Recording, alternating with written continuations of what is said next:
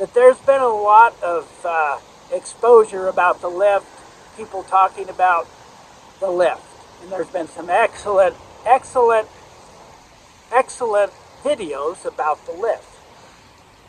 But so much has now been said about it, people are like freaked out about it.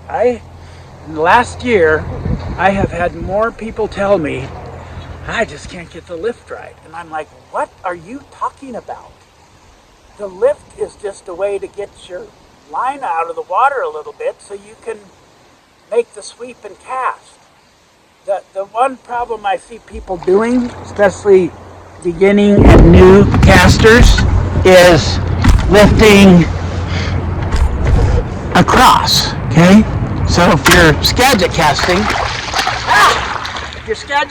you don't want to lift like this. You want to lift up in line with your line, lift up, and then if you want to do that, or if you want to do it, whatever, if the idea is you lift with your rod tip, you can lift with your arms, it kind of doesn't matter. I mean, you don't need to get all fancy about it.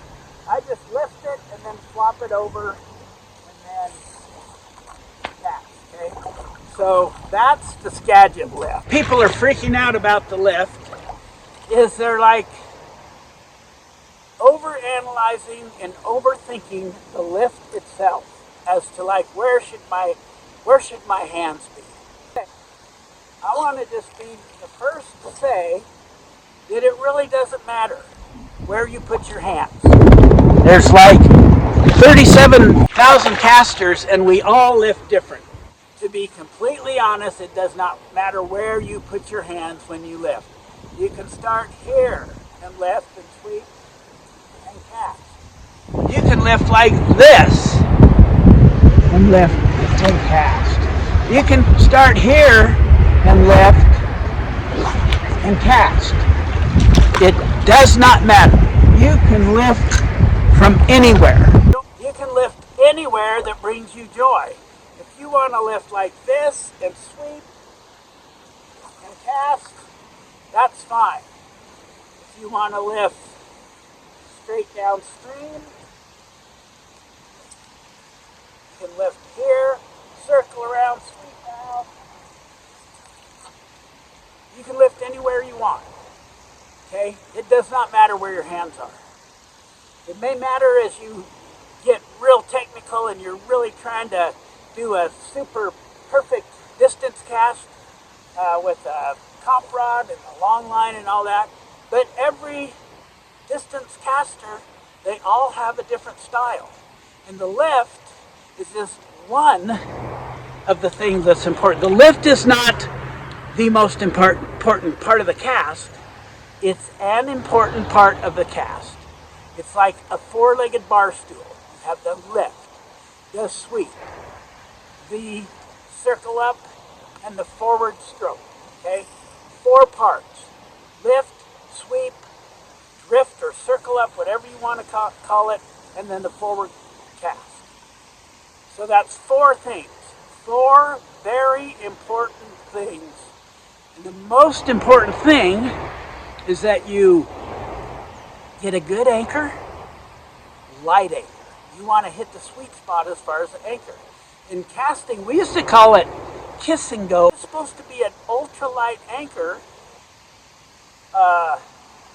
and it has to kind of, it's got to be blend in for whatever kind of cast you're doing, you know. So for a standing cast, you might just want to touch down and go. For a little bit longer line, you might need more grip. Okay, you can get that good grip so you can have a tight D-loop with 0 slack. That's the ultimate goal. It doesn't always happen. But the idea is the lift is just the starting point. And the reason the lift should be smooth and slow and not too slow, but not too fast. It's like the backswing in a golf, okay? Okay? If you're a golfer, okay, if you're a golfer, which I'm not, but say you're gonna golf, if you go like this, golfer, one trick you can do to just get your brain ready for the forward stroke is go slow and low back through this part. I don't golf. Okay? So when you get there, lined up with the tee, you go slow and low and back. Okay? And then you make sure you go slow and even pause and then swing. And that's pre-wiring your brain so you will take your time and have a nice, long, smooth stroke. So with the thing about the lift is that if you lift slow and smooth and all that stuff, and you have a nice, smooth transition into the sweep, or not, because some guys don't. There's certain casts where you might want a little sag in there, but if you lift smooth and slow, you get a good transition into the sweep, you get a good cast. But the lift isn't hard. You're just getting enough line out of the water that you can make the cast, you make the sweep. So there's 4 equally important parts, and the lift is just one of them. It does set the table, it does pre-wire your brain, it does, okay, so it's important along those lines, but if you're worrying whether you should lift here, or here, or here, it does not matter. It does not matter. You just get over that, okay? And then when you get specialized, and you get really great, and you can lift from anywhere, because you've practiced all these things. See, when you're fishing, when I'm fishing, I have lifts I've never even thought of because I got bushes everywhere. It's like I'm lifting here, and then here, and then back to here. Okay? I got all these weird lifts I do because there's no perfect beaches where I fish. It's just like a cluster. If I have a nice beach, I'm going to get out my long line. I'm going to try to do my distance casting. I'm going to have a ball.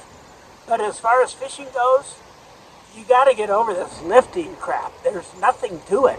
You just lift it slow. The purpose of the lift is to get you in a position so when you get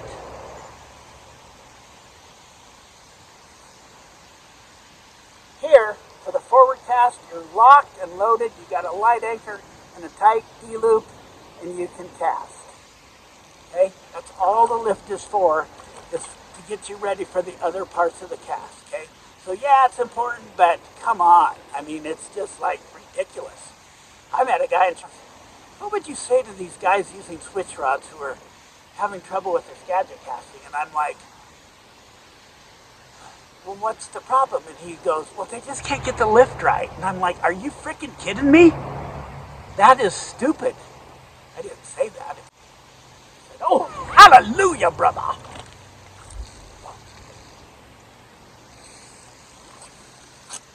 Okay. And another thing is when we're fishing in a hurry and we don't need the ultimate cast every time, some guys just rush right through the lift. They're more interested in Skagit casting, getting the fly out there in a tip and getting down and getting dirty and catching fish. So it's all over the board. Don't freak out about the lift. Kind of like I am right now. I have just had my fill of you liftoholics. Here's another thing. So when I'm just doing a regular cast, I don't do a shotgun lift unless I really need to, okay? Unless it's going to get me around an obstacle or something where I have to get up there and then cast. But the problem with the shotgun lift, if you're just going to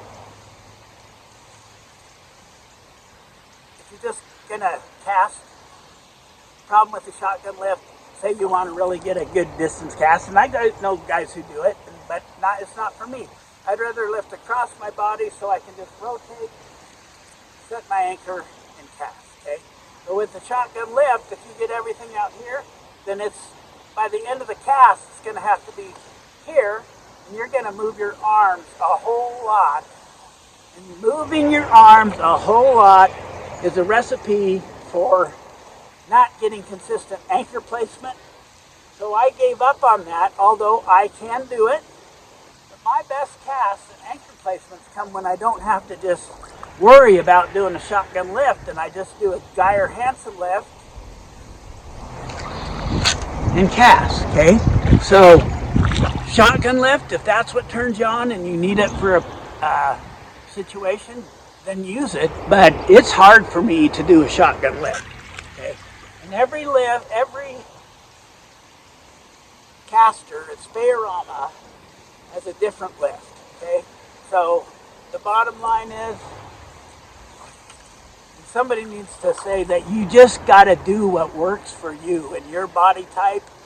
If you I try to cast like different casters all the time, and that's a really good way of learning different styles of casting. But don't force yourself to try to cast like somebody. So don't be a slave to anybody's particular style. I understand wanting to cast like somebody that's really great, but if it's like difficult for you and you can't pull it off, you want to go with what works for you after you've given it a good shot. Don't drive yourself crazy. We have to realize when we're casting and developing our style, we don't want to be like specious. We don't have to just find somebody and just follow it to a T on one hand, but on the other hand, there is that. But you gotta try a little bit, and if it doesn't work for you, go back to what works for you. Think of the outcomes and not think of the outcomes of what we're after, which is a nice loop or whatever, distance, whatever. So when we're casting or fishing, whatever distance, whatever, we have to think of the outcome, which is the perfect loop, and delivering the fly, delivering the payload, delivering the yarn. You got to think of it as the outcome we want. But you can't get too tied up in the mechanism, because sometimes it's not really like scientifically proven any one thing, other than there's a lot of guesswork and a lot of art and a lot of personal preference. It's personal preference. Most of this stuff is personal preference and what works for you, and not just anguishing over, am I lifting like, I really can't lift like Travis Johnson because I'm not as talented as Travis Johnson. I've watched Travis give instruction to other great casters, and he doesn't pick on them if their lift isn't just like his. I have to lift like me. Okay, but I tried. I can do it right-handed. I've got it in the back of my mind. I worry about how things can help me. I'm gonna do what works for me. Okay? And not worry so much. See, all these lessons, all this stuff, it's just meant as a guide. It's meant as a bumpers to keep you going towards your goal, which is to become hopefully a great caster, a good caster, a fishing caster, or whatever. But it's just guides. It's just like ideas. It's stuff to chew on. It's stuff to try. Sometimes you want to give it a good try. A good long try, give it a chance. But if it's working backwards and something else works better, I would go with that, unless you're really going to be the world champion distance caster and you go to Travis or somebody for help and they have you tear it down and start over. But by and large, there's got to be room for personal style and personal body makeup and personal strength, like a woman may lift different from a man, okay? A heavy sink tip, you may lift out of the water like this and at the end have to poke it up, okay? There's all these different things you got to keep track of, and there's a surprising amount of things you can do, and you might not get the perfect anchor, but you get a great anchor for fishing. It's really important to major on the majors, minor on the minors. Don't get hung up on little stuff that doesn't matter. Don't if you haven't, I don't know whether to tell you to watch all the instructors or just stick with one. But if you stick with one, don't take his word as total perfect gospel if it's not working for you. You gotta get over just like this. Um,